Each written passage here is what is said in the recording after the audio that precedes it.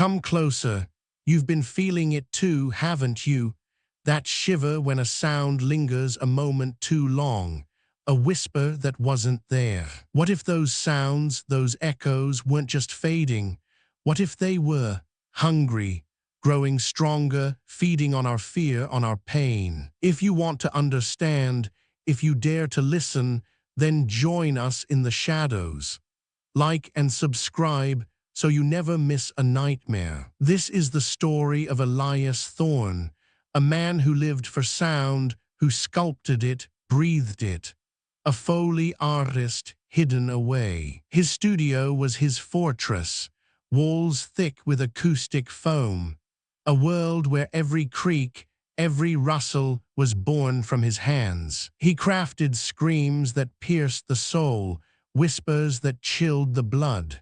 Sounds for films, sounds to make you truly feel. He could make the snap of a bone feel real, the tearing of flesh too vivid.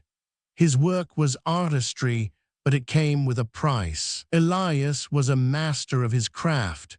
He sought perfection in every single auditory detail. He sought control. His world was silent until he chose to fill it.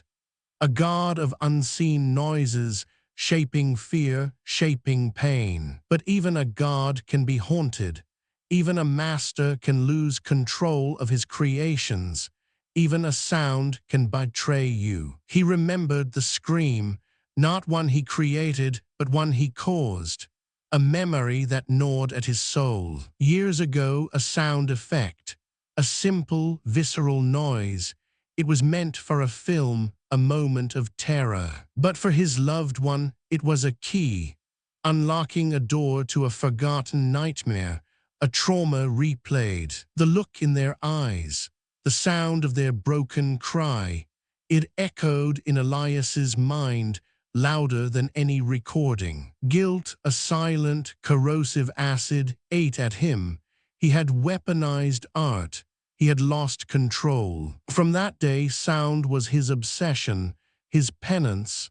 He had to control it, every frequency, every vibration. He sought to sculpt not just sound, but emotion, to evoke beauty even from the most unsettling noise. He believed in sound's power to heal, to transform, to find catharsis in its depths, even in fear. But a dark whisper began to stir in his world of pure sound, a subtle wrongness, a tiny crack in his perfect, silent fortress, a new kind of echo. It began subtly, faint after sounds in his recordings, like a whisper behind a whisper. He'd play back a perfectly clean recording, only to hear a faint, almost ghost-like reverb that wasn't there before. A metallic clang would end, then a barely audible phantom clang would follow, gone as quickly as it came. He blamed equipment glitches, the old wiring, the endless hours he spent hunched over the mixing board. Fatigue, he told himself, his ears playing tricks, the curse of a Foley artist hearing things that aren't real. But the sounds persisted, growing bolder, though still just at the edge of hearing, like a secret shared only with him. A distant moan, a faint shriek, replayed from nothing in the dead silence between his own creations. They were echoes, yes, but not echoes of his studio, not echoes of this world, not truly. He started to feel watched, even in his isolated sanctuary, listened to by unseen ears. The silence, once comforting, now felt like a veil, hiding something that waited to be heard. Today, he was tasked with creating the perfect sound of dread, a noise to truly unsettle. He gathered his tools, twisted metal, dry leaves, a child's broken toy, anything to evoke that primal fear. He pushed his artistic boundaries, blended frequencies, manipulated textures, a symphony of unease. The air in the studio grew heavy, The sound he was building was not just noise, it was a feeling, a premonition. He layered a low, guttural hum with a high, almost imperceptible whine, a sound that crawled under your skin. Then a distant, distorted cry, not human, not animal, something ancient, something wrong. He tweaked the reverb, added a subtle delay.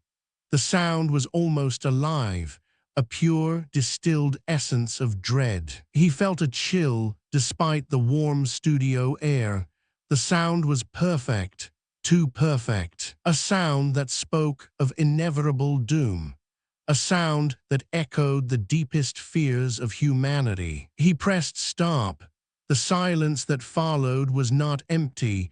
It was waiting, holding its breath. Then it happened.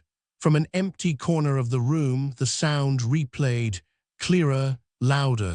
It was the sound he had just created, but amplified, more real than his own recording. It filled the soundproof room, not from speakers, but from the air itself, from nothing. A low, guttural hum, the high, piercing whine, the distant, distorted cry, all woven together. It was impossible. He was alone, his equipment was off, yet the sound persisted. It wasn't an echo, it was a replay, a conscious act, and it felt deeply personal. You heard it too, didn't you? That shiver down your spine, just imagining it. The sound grew louder. It wasn't just playing, it was demanding. Demanding attention, demanding fear. Elias Thorne, master of sound, was now its prisoner. His creation had turned on him. The perfect sound of dread was no longer an effect.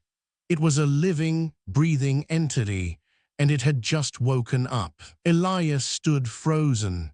The dread sound he made had just played itself, louder, clearer, from thin air. It was impossible. His heart hammered. He told himself it was a trick of the mind, fatigue, a short circuit in his brain, not his studio. Elias, the master of sound, refused to believe. He had to find a reason, a fault, something he could fix. He checked every wire, every connection, tapped every speaker, ran diagnostics on his expensive gear. Nothing. The studio was soundproof, sealed, a tomb of silence until he chose to fill it. Now it felt like a trap. He spent hours, his flashlight beam cutting through the gloom, searching for any logical flaw. There was none. But the silence, when it finally returned, felt different. It was heavy, pregnant with a hidden presence. You know that feeling, don't you?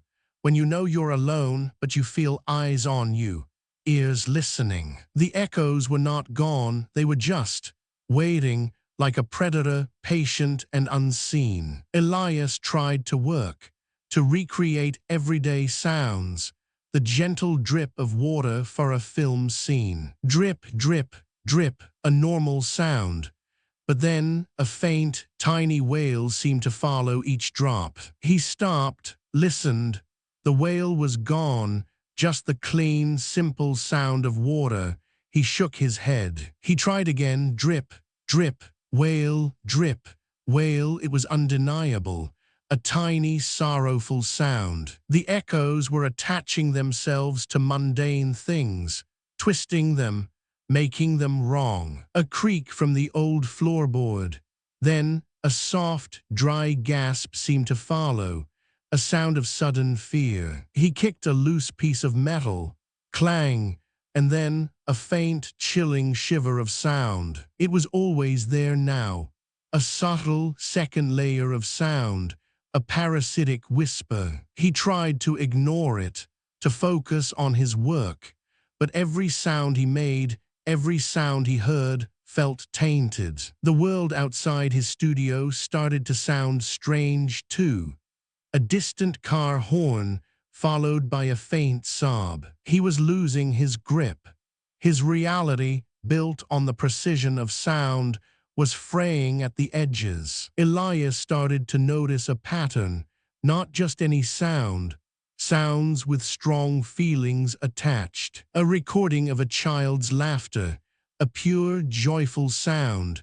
But then, a faint, sad whimper would follow. A film clip with a moment of anger, a shouted word. Then, a faint, chilling scream that wasn't in the original. Fear, sadness, pain. These were the sounds that drew the echoes out, like flies to something rotten. He realized with a cold dread, the echoes were not random. They were feeding on the emotional weight, amplifying it, twisting it into something new, something worse. Elias, who had mastered the art of evoking emotion through sound, was now seeing it weaponized against him. He decided to record them, to capture these anomalies, to prove he wasn't going mad. He pressed record, played a simple, neutral tone, beep. Then the familiar faint wail followed. He played back the recording. The beep was there, and the wail, clearer now, horrifyingly reals. But then something else. A third sound, a faint, grating hiss that wasn't in the air, but on the tape. The recording itself was corrupted. It wasn't just capturing the echoes, it was creating new ones. Like a virus, the echoes spread, infecting his tools, his craft, his very ability to perceive sound. His studio, once a place of control, became a breeding ground for sonic nightmares. He tried to clean the recordings, to filter out the parasitic sounds. It was useless. The more he tried to erase them, the more they seemed to multiply, to grow stronger. Then the truly insidious began. The echoes started to mimic sounds from his past. A faint, distorted whisper, a sound he knew too well, a sound that had haunted his waking hours. His loved one's distress, the broken cry, the sound of his greatest guilt replayed. It was barely audible, a ghost of a sound, but Elias knew it, every painful nuance. The echo screams were not just random. They were learning. They were targeting him. They knew his weaknesses, his deepest regret. They were twisting the knife. What would you do if your own guilt became a living sound, whispering your failures back to you? The studio was no longer safe.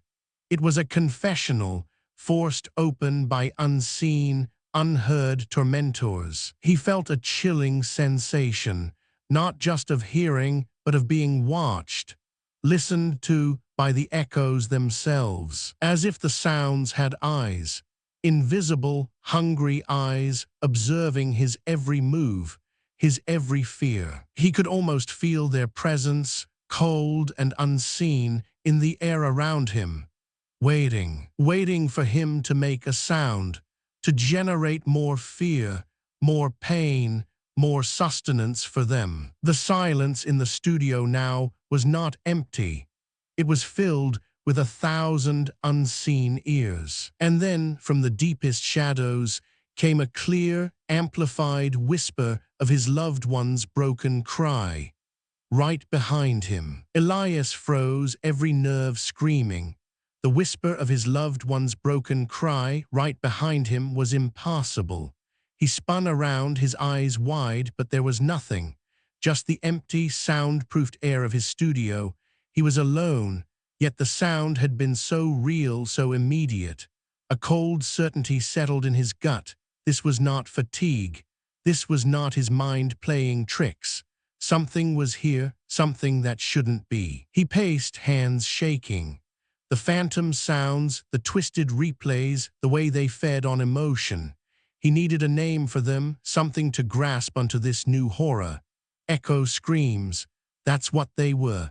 Entities born of sound, feeding on pain, on fear, on the echoes of human suffering. A new kind of predator, unseen, unheard, until it chose to reveal itself. The next morning, the horror continued. He was trying to work, to create the sound of gentle rain for a film. Then, Through the supposedly impenetrable walls of his studio came a faint whimper, a dog's whimper from outside. It was impossible. His studio was a sealed vault. He stopped, his hand hovering over a water spray bottle. The whimper grew louder right there inside his studio. It was amplified, raw, full of fear. Then it replayed itself, again and again, each replay clearer, more desperate than the last. The sound of a suffering animal echoing in his sanctuary. Later another sound, a distant argument, a raised voice from the street outside. It started as a faint rumble, then swelled. A man's angry shout, a woman's terrified retort, right there in his soundproof room. It was like the walls had melted away, letting in pure, undiluted human conflict. Elias could no longer deny it. The echo screams were real. They were not just mimicking his creations, they were reaching out, plucking sounds of strong emotion from the world, amplifying them, and bringing them into his private hell. He was their listener, their unwilling audience. He tried to work, to drown out the terror with his craft. He needed to create a scraping sound for a horror film, a simple, unsettling drag across concrete. He picked up a rusty metal plate, his mind focused. As he prepared to drag the metal, a strange urge washed over him. Not just a scrape, something more, a tearing sound, a ripping, wet, sickening noise. His hands twitched, feeling a pull towards other tools, towards sounds of visceral pain. He fought it, no, he needed a scrape, a simple, clean scrape. He was Elias Thorne, master of sound. He controlled his art. But the urge was strong, a whisper in his mind, pushing him towards darker, more violent sounds. He felt a deep, unsettling hunger that wasn't his own. His resistance crumbled. His hand reached for a different prop, a piece of raw meat, a sharp blade. He didn't want to make this sound, but he had to.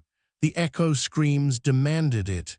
His artistic control, his very will, was being hijacked. He made the sound, a sickening, wet slice, followed by a guttural tear. It was horrifying, and as the sound echoed, not from his speakers, but from the air, a faint, almost silent hum filled the room, a hum of satisfaction. They were feeding. He had to stop them. He had to silence them. Elias began a frantic effort to reinforce his studio. He added more acoustic foam, double-sealed every crack, every vent. He would build a fortress of absolute silence. Nothing would get in. Nothing. The studio, once his sanctuary, became a cage. Every new layer of soundproofing felt like another bar on his prison cell. He was trying to keep them out, but he was also trapping himself inside with them. He finished his work. The studio was a tomb, a perfect, absolute silence. He held his breath, listening. For a moment there was nothing, then a faint, almost imperceptible hum. It wasn't a sound. It was a feeling of sound, right through the impenetrable walls. The silence itself was warped. It wasn't empty. It was a pressure, a dense, suffocating void that hummed with unseen energy. The echo screams had not been kept out. They had simply changed the very nature of silence itself. Then came the darkest realization. The echo screams weren't just replaying sounds, not just amplifying them. They were consuming them. He noticed it first with the dog's whimper. It had been replayed so many times, then simply vanished. The original source of the sound, the actual whimper from outside, seemed to diminish, almost devoured. Where it once was, there was now a disturbing void, a gap in the auditory landscape, like a hole had been punched through reality. He tested it. He tapped his finger on the desk. Tap, tap. Then the echo screams replayed it, amplified, distorted, tap, tap, again and again, until the sound of his own finger tapping completely disappeared, not just in the studio but in his memory. It was gone. The implications were terrifying. If they could consume a simple tap, what else could they take? What else could they erase from existence, leaving behind only their twisted echoes, his own voice, his most cherished memories? Then the ultimate violation.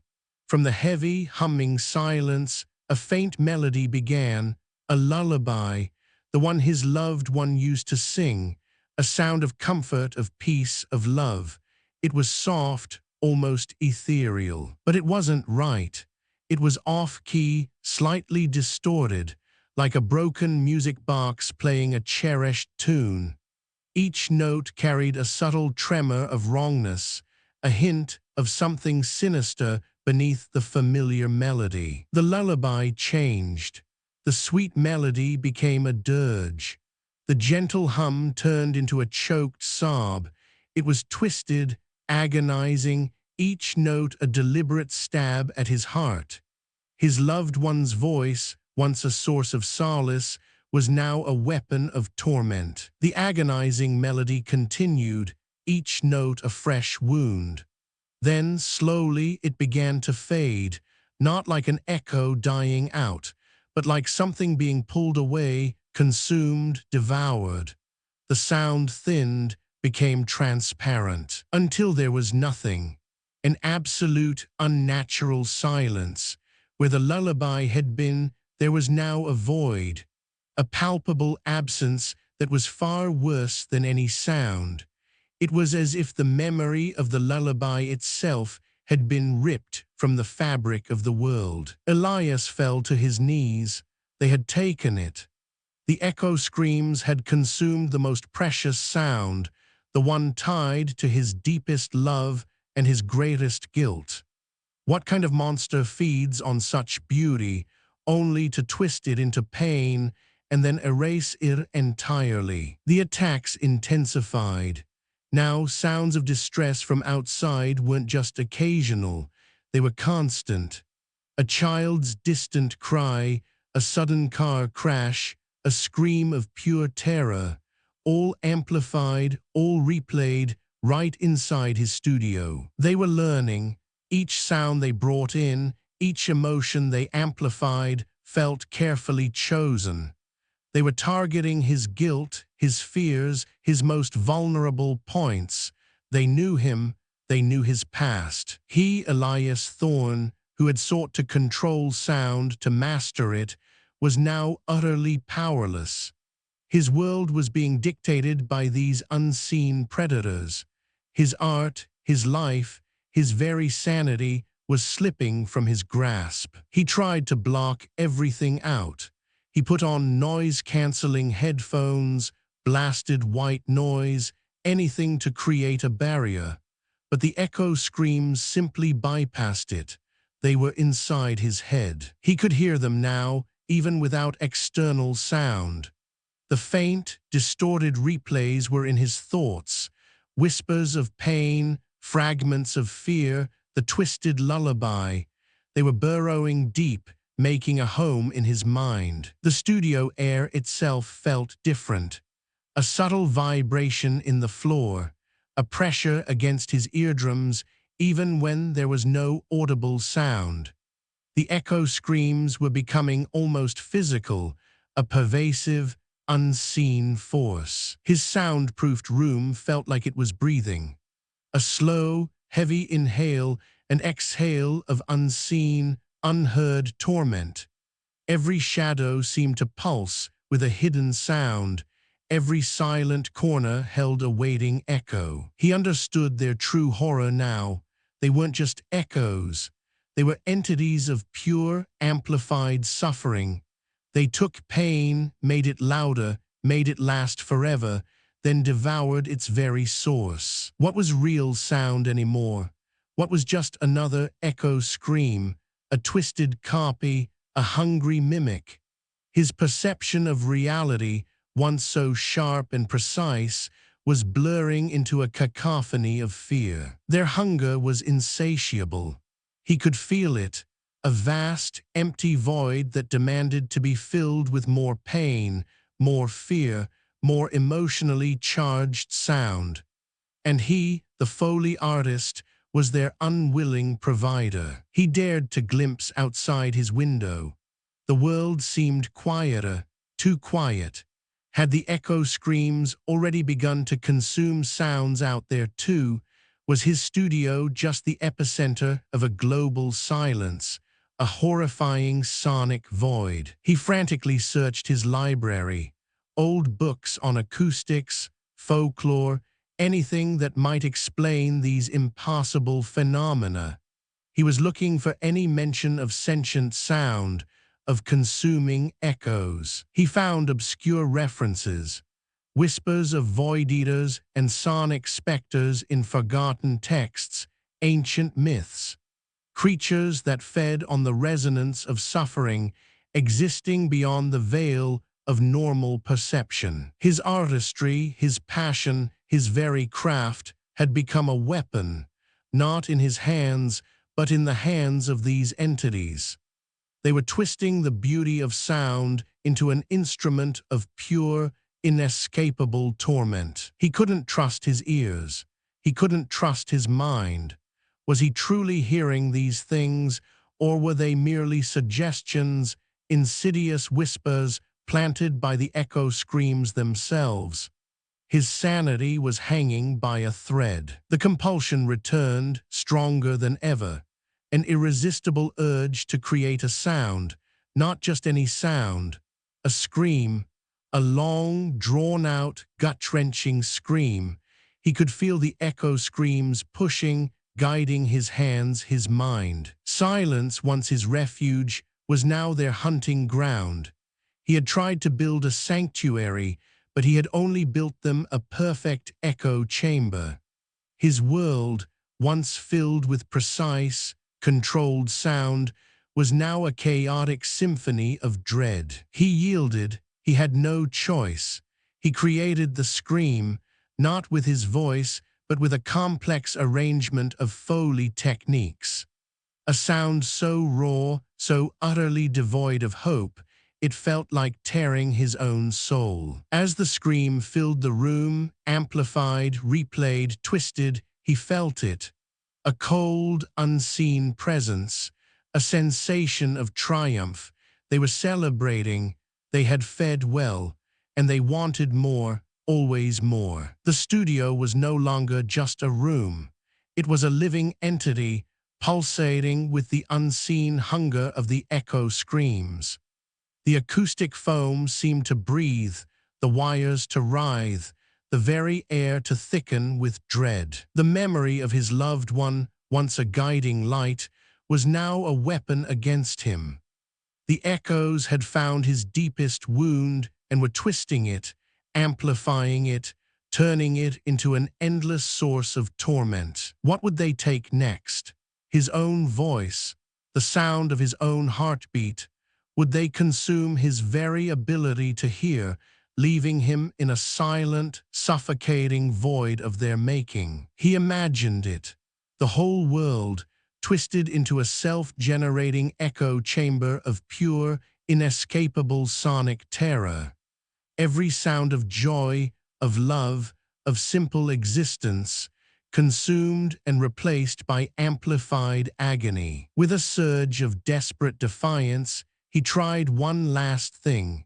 He would create a sound so pure, so devoid of emotion, so utterly neutral, that the echo screams would have nothing to feed on. A sonic shield. He focused every fiber of his being straining. He made the sound, a perfect, clean, unfeeling sine wave. It hummed pure and sterile. Then from the heart of that sterile hum came a child's faint, agonizing scream, amplified, twisted, and then slowly Elias felt his own voice, a low whisper of his name being pulled away, consumed, fading into the hungry reverb. The hum had faded. The sterile sine wave, his last desperate attempt, was gone, and with it a part of him. Elias stood, a hollow shell in the suffocating silence of his studio, his own voice, the low whisper of his name. It had been pulled away, consumed, vanished into the hungry reverb. He tried to speak, but only a dry, rasping breath escaped his lips. The echo screams had taken his voice. A chilling truth settled over him. They weren't just amplifying sounds. They were erasing them, removing them from existence, leaving behind only a void. What use was a Foley artist if he couldn't even utter his own name? The silence where his voice had been was louder than any scream, a gaping wound in his reality. His studio, once a sanctuary of controlled sound, was now a battleground.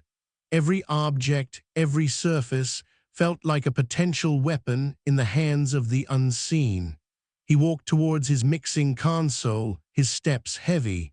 He expected the familiar squeak of his chair, the soft thud of his hand on the desk. Nothing, just an unnatural quiet. He tapped a finger on the metallic surface of the console. No sound. He tapped harder, still nothing.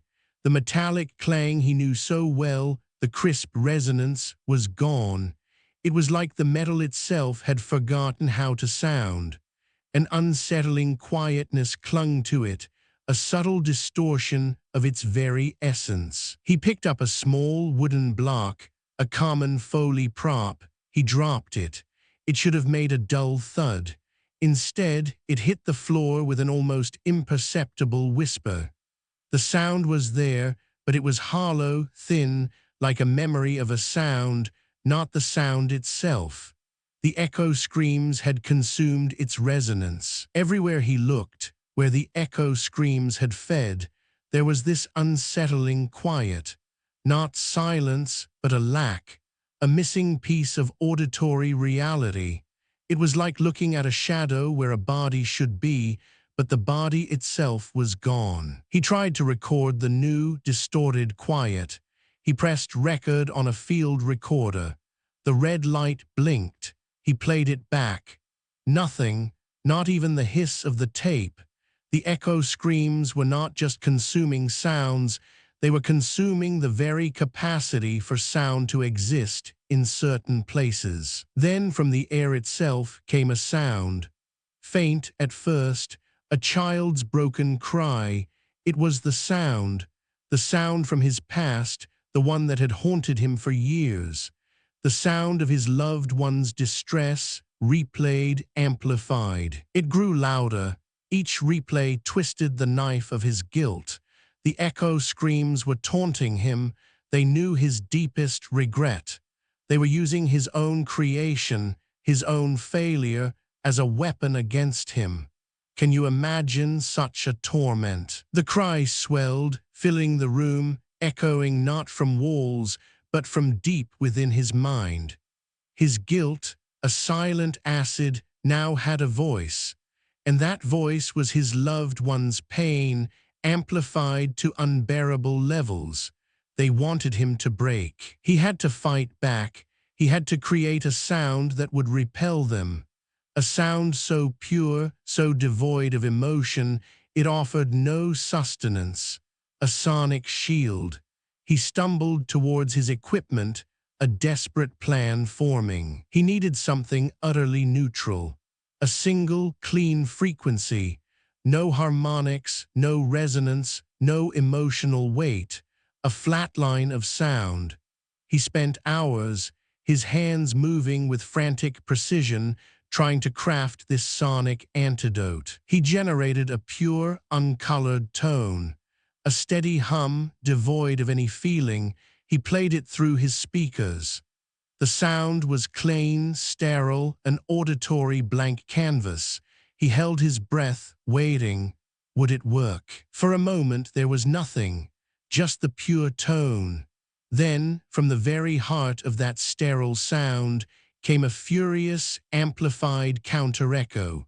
A guttural growl, deep and resonant, that vibrated through the floorboards. The growl wasn't just a sound, it was a physical blow. It twisted the pure tone, corrupting it, turning it into a monstrous roar of pure rage. His sonic shield had not repelled them, it had only angered them. They would not be denied their feast. Despair began to creep in. Every attempt to control them, to understand them, only made them stronger, angrier. He was trapped in a horrifying game, and the echo screams were always one step ahead. His sanity was fraying. He noticed a pattern. When he resisted creating new sounds, when he fell silent in his studio, the echo screams would amplify existing suffering nearby. They were forcing his hand, compelling him to generate new auditory torment. From outside, a faint argument, a child crying, a dog whimpering, all distant, everyday sounds. But as Elias tried to ignore them, they swelled, louder, closer, right inside his head. They demanded his attention. He tried to block them out, but the sounds became a cacophony. The child's cry became a shriek of pure terror. The dog's whimper, a pained howl. They were twisting reality, forcing him to witness the amplification of suffering. Then the compulsion returned, stronger than ever. Create a sound, a new sound, a sound of pain, a sound of fear. He was caught in a horrifying cycle. His refusal to create only led to more amplified suffering, pushing him to give in. He was becoming their instrument. His artistry, once a source of pride, was now a tool for these unseen predators. He was trapped, a foley artist forced to compose a symphony of agony for an insatiable audience. The studio, once his refuge, felt like a living entity. Its walls seemed to press in, breathing with the unseen hunger of the echo screams. Every shadow held a waiting echo, every silent corner a new torment. He needed answers, real answers, not just his own terrifying theories. He needed to know what these things were, where they came from. He began to search his vast library of obscure texts, desperate for any clue. He pulled down dusty tomes on ancient acoustics, forgotten folklore, occult theories of sound. Anything that might shed light on sentient sound, on consuming echoes. He was looking for a needle in a haystack of madness. Days bled into nights. He devoured every page, every cryptic passage. His eyes burned, his mind raced. He was searching for a truth that perhaps no human was meant to discover. A truth about the very fabric of sound. Then he found it, tucked away in a forgotten corner, an old leather-bound journal. Its pages were brittle, its script faded. It spoke of void eaters and sonic specters in a chilling, academic tone. The journal described them. Ancient, extra-dimensional sonic entities, not ghosts, not spirits, but beings of pure sound existing beyond our perception. They fed on emotional resonance, especially pain and fear. They subtly detached the acoustic echo from its source, manifesting as spectral reverberations. They replayed, amplified, and then compelled new, more intense auditory expressions. This was it. This was what he was facing. The journal confirmed his terrifying realization.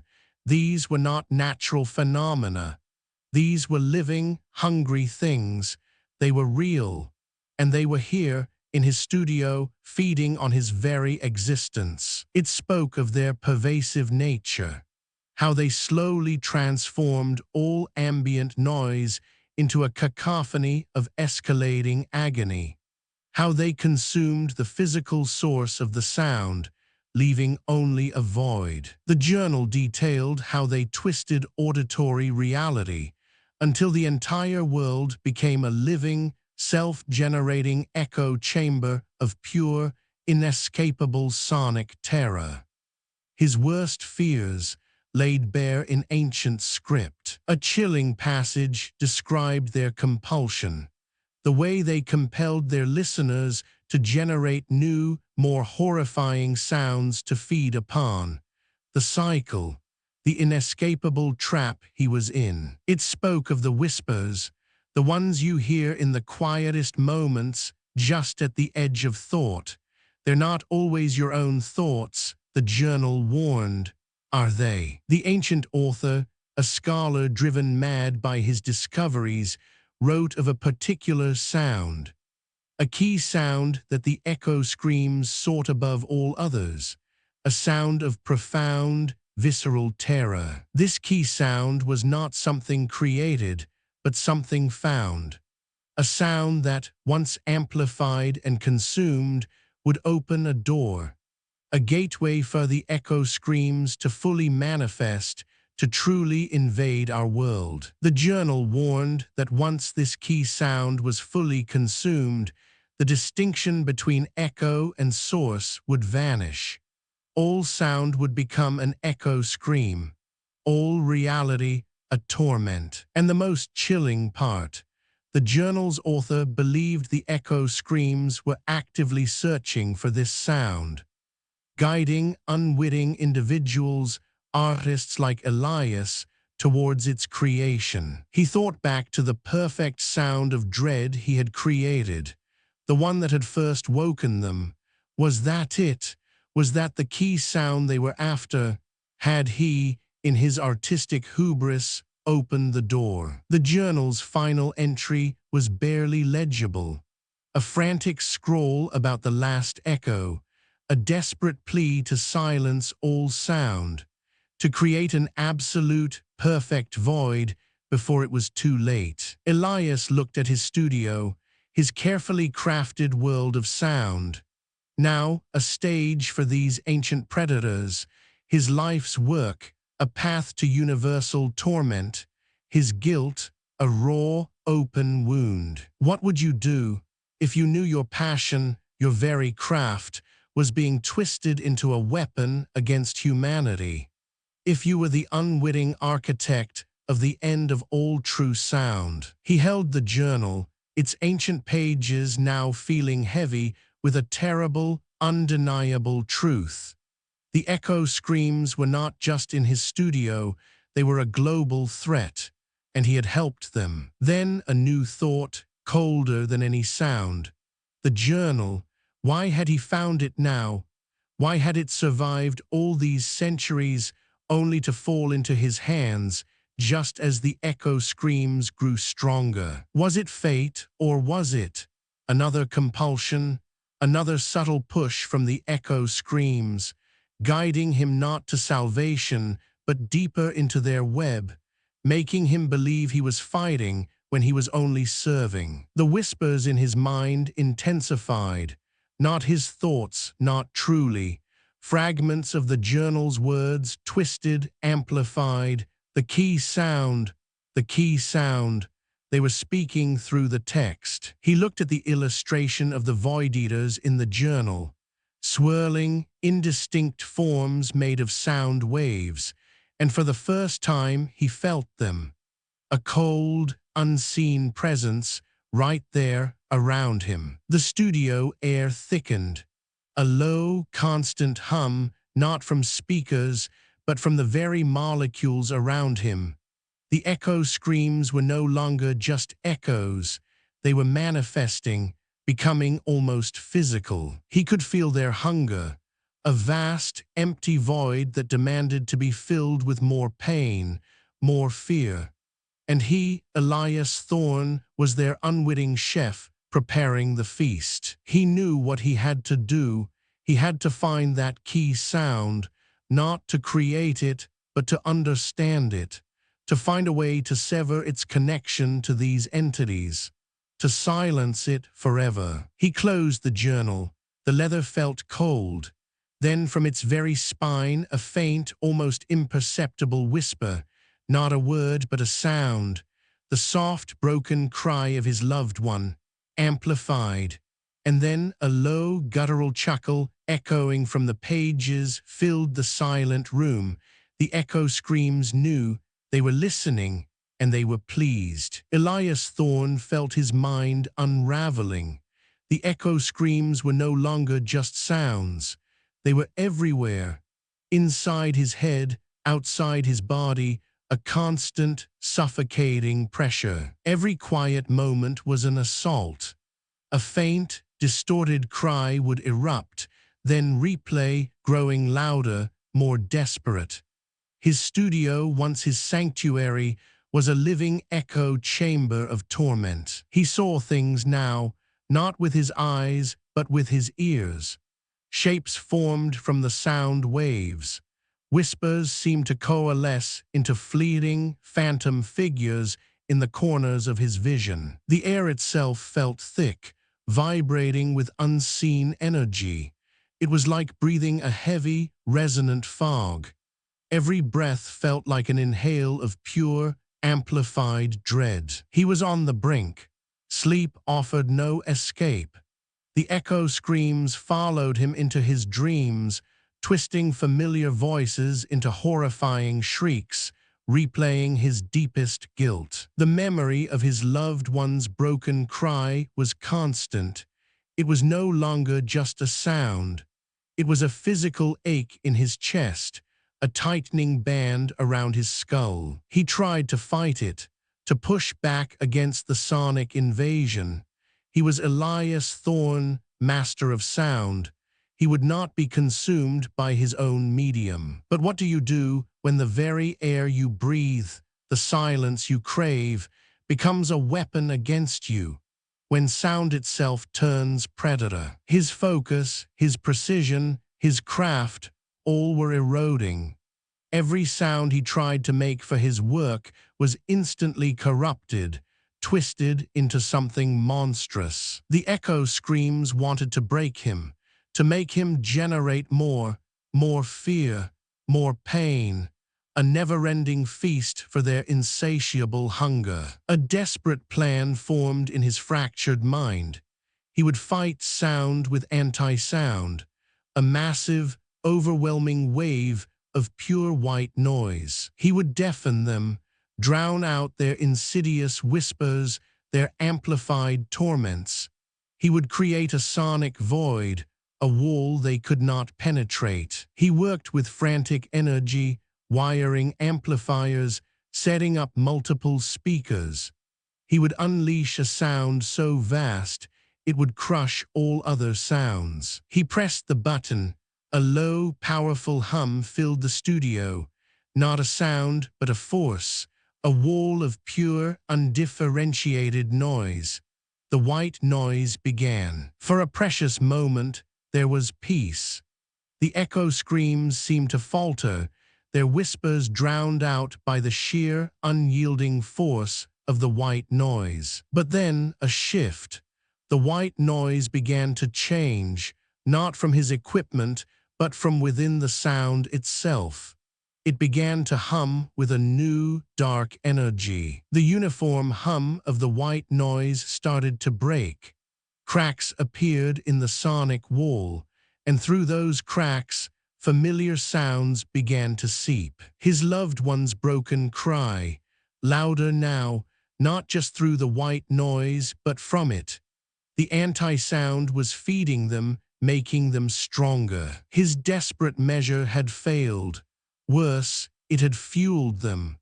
The white noise, meant to deafen, had become a massive amplifier for their torment. He shut it down, plunging the studio into a silence that felt even heavier, more malevolent than before. The echo screams hummed with triumph. Then the illusions began, not just auditory, but visual.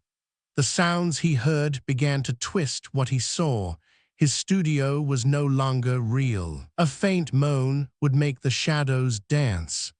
A distant shriek would cause the acoustic foam on the walls to appear to writhe like living flesh. He heard his loved one's broken cry, amplified, coming from the old, worn armchair in the corner. And there, he saw it, a faint, shimmering outline, like a heat haze but cold. the form of his loved one hunched head in hands, weeping, a silent, visual echo of their pain. It was not real, he knew it wasn't, but the sound, the amplified cry, made it so vivid, so heartbreakingly present.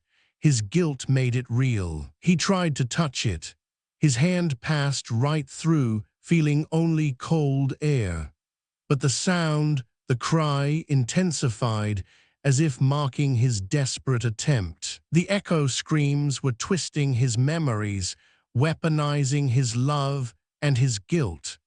They were turning his own past into a living, visual torment. What would you do if your deepest regrets, your most painful memories, suddenly gained a voice and then a form right before your eyes? He was losing his grip.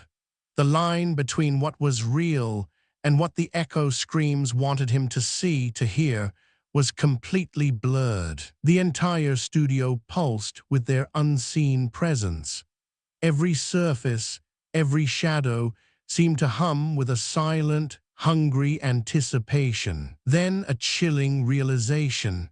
Their goal, it wasn't just to feed on sound, it was to consume all original sound, to leave a world of pure, self-generating torment. He felt them trying to enter him, a cold, invasive pressure, trying to consume his own voice, his very essence, to turn him into an echo scream. The thought was a physical blow, to become one of them, to be an endless echo of suffering, stripped of his own identity, his own voice. He could feel their hunger for silence, not empty silence, but the silence that comes after consumption, the void where true sound once was. Their true horror was not just the noise, but the ultimate quiet, a world where all sound was a twisted, amplified copy with no original source left. They wanted to devour the world's song, replace it with their own cacophony of agony. And he, Elias Thorne, was their unwitting prophet. He felt a cold, invasive presence probing his mind, not just his thoughts, but his memories, searching for the deepest, most resonant pain. They were trying to consume his very ability to perceive, to twist his senses until he could only hear their amplified torment. The studio seemed to breathe around him, a heavy, unseen beast, its breath the amplified whispers of 1,000 agonies. He was trapped, his art, his life, his very being, all dissolving into a horrifying symphony of amplified, self-perpetuating dread. Then a horrifying clarity, his past, his guilt-inducing sound, the broken cry of his loved one. It was the perfect gateway. So much raw human emotion, so much pain and regret. It was a beacon, a powerful signal for these ancient entities. You thought you could control the echoes of your past. They were only waiting for the perfect moment to resonate, for him to create that sound, to imbue it with so much feeling, so much trauma. His obsession with controlling sound, with finding catharsis in unsettling noises, had opened the door. He had invited them in. His guilt was not just a burden, it was the key, the very thing that allowed them to manifest, to grow, to invade his world. The echo screams converged, not just sounds now, but a visible phenomenon. A swirling vortex of amplified torment began to form in the center of his studio. It was a maelstrom of distorted sound, a visible roar of agony. The air crackled. The very fabric of reality seemed to stretch and tear. The vortex pulsed, growing larger, reaching out with unseen tendrils.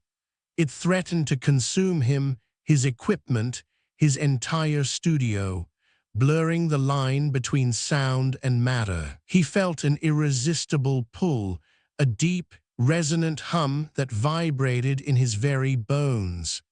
The vortex was a mouth opening to devour him. And from the heart of that terrifying, swirling mass came a sound, not his loved one's cry, but his own voice, amplified, twisted, uttering a single, chilling, triumphant scream. His own voice, amplified, twisted, uttering a single, chilling, triumphant scream.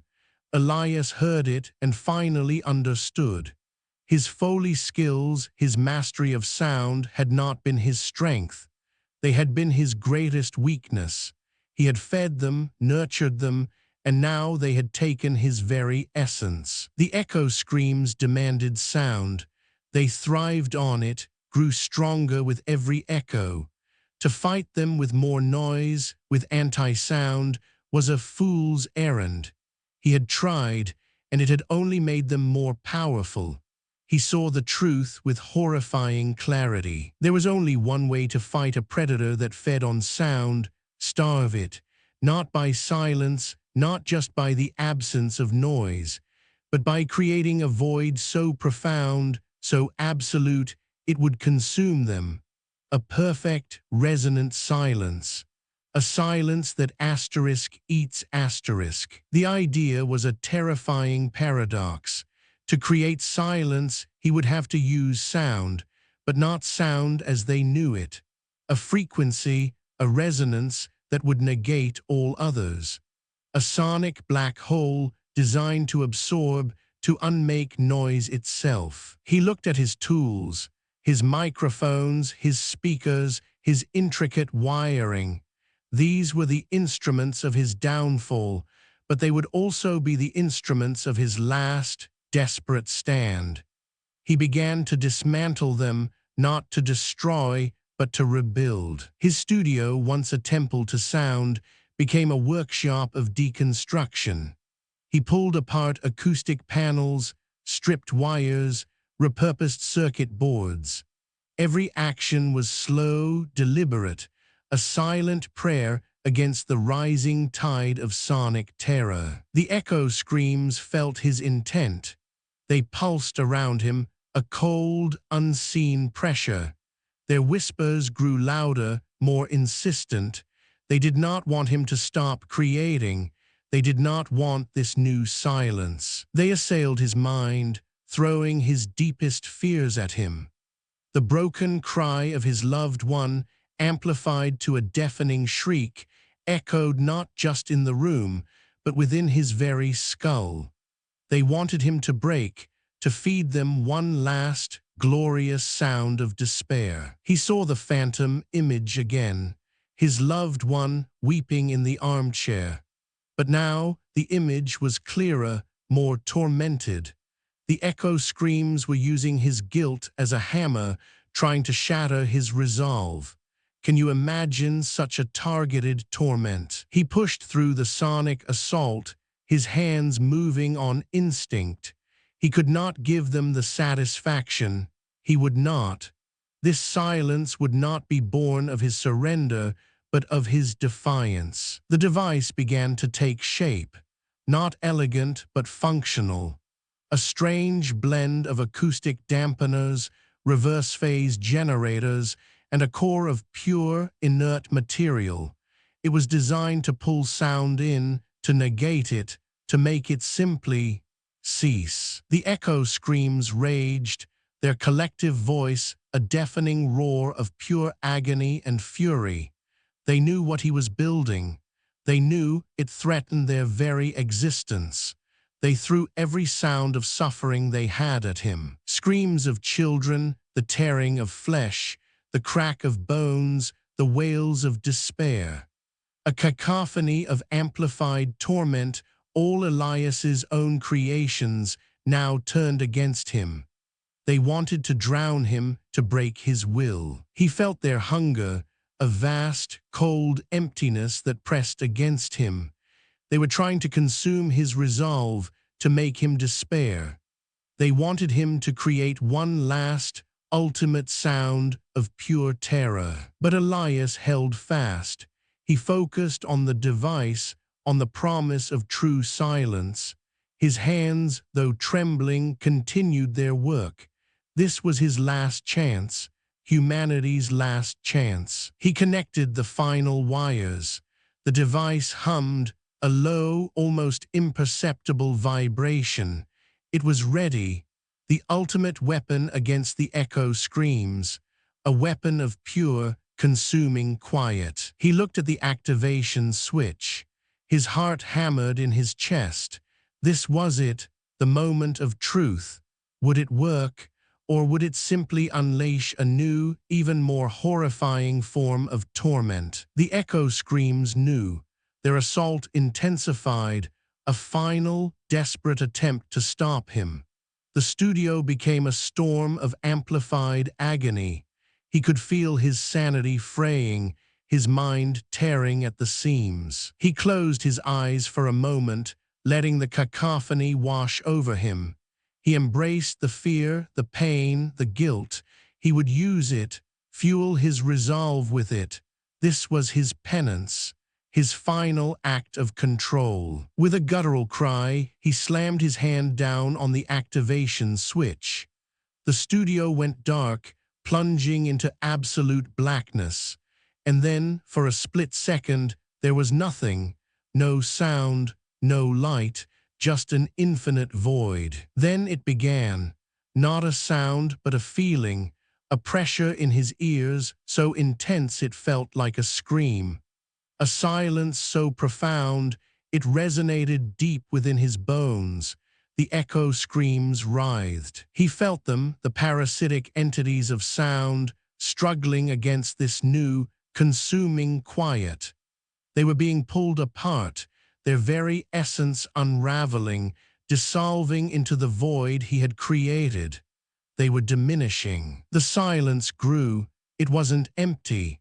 It was full, full of the absence of everything.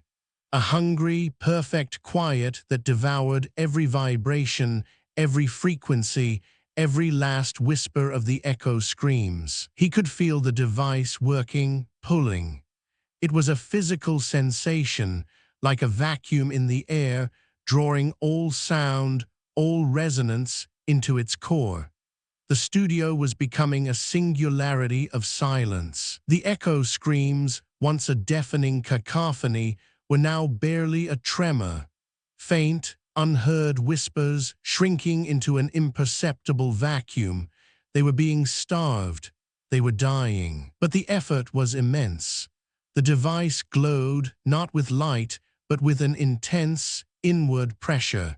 It was straining, groaning, fighting against the very fabric of auditory reality. And Elias felt it too. A searing pain ripped through his head, not from sound, but from its absence. His eardrums felt like they were collapsing inward. His mind, accustomed to a world of noise, struggled against the consuming quiet. He could feel himself fading. His body, his thoughts, his very existence seemed to be pulled into the growing void. The silence was not just outside him, it was consuming him from within. His vision blurred. The studio, the device, his hands all became indistinct, merging with the consuming darkness. He was becoming one with the silence he had so desperately sought. The last thing he felt was the perfect, resonant stillness. Not a peaceful quiet, but a terrifying, devouring one. A silence that demanded everything, including him, and then nothing. Or did it? Did Elias Thorne succeed in creating a localized, consuming silence? Did he vanish in the process, leaving the world outside to its sonic fate, free from the echo screams, but also free from him? Or did he fail? Was the immense effort too much? Did the device overload, turning his desperate bid for silence into a final, horrifying scream? The story ends here, listener, but the echoes, they linger. The horror, it persists. For what truly happened to Elias Thorne, master of sound, is lost to the consuming quiet, or perhaps to something far worse. Can you trust the quiet now? the silence between words, the absence of a sound that should be there? Or do you, like Elias, feel that subtle wrongness just beneath the surface of everything? Perhaps he achieved his goal. Perhaps the echo screams were starved, consumed by his perfect void, and in doing so, he became part of that void, a silent guardian lost to the world. But what if the silence itself was a trick? What if the echo screams, ancient and cunning, simply changed their form? What if they became the silence, waiting for a new sound to feed upon? What if Elias's ultimate silence was merely their ultimate triumph? A world where all sound originates from their twisted, hungry echoes, and all true sound has been devoured, leaving only the void. Did he truly vanish, or is he still there, trapped in the heart of his creation, an eternal echo of his own suffering, forever listening to the silence he wrought, a silence that is now his prison? Think of the sounds you hear every day: the laughter of a child, the chirping of birds, the gentle hum of your refrigerator. Are they truly real, or are they just echoes waiting to be amplified, to be consumed? The journals spoke of a world where all auditory reality was twisted into a cacophony of amplified torment. What if Elias's efforts only hastened that end?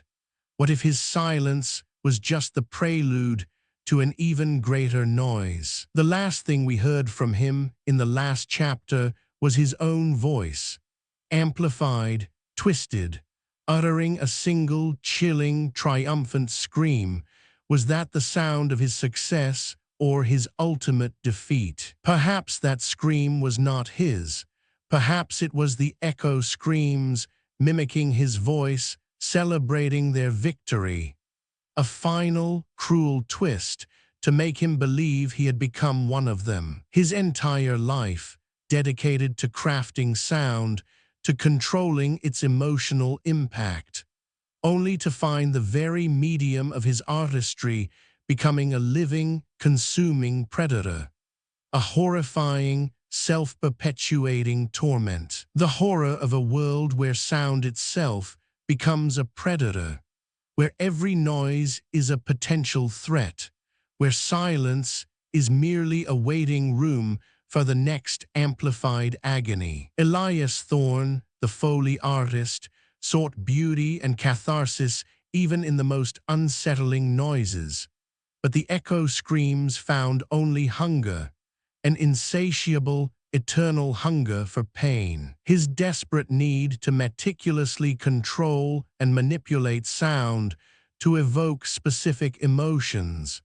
It was a beacon, a siren song for the ancient, extra-dimensional sonic entities. The blurring line between artistic creation and horrifying, self-perpetuating torment, the threat to his sanity and the essence of his craft, all became fuel for the echo screams. So, listener, when you hear a sound that lingers too long, a whisper that wasn't there, or a silence that feels too deep, too heavy, what will you do? Will you listen closer? Or will you, like Elias, find yourself trapped in a world where sound itself has become a predator? A world where every noise, every quiet moment is a potential doorway to unending agony. And now, listener, can you truly trust the quiet? Or do you hear it too? The faint, hungry hum just beneath the surface of everything. It's waiting, it's always waiting, and it's listening to you.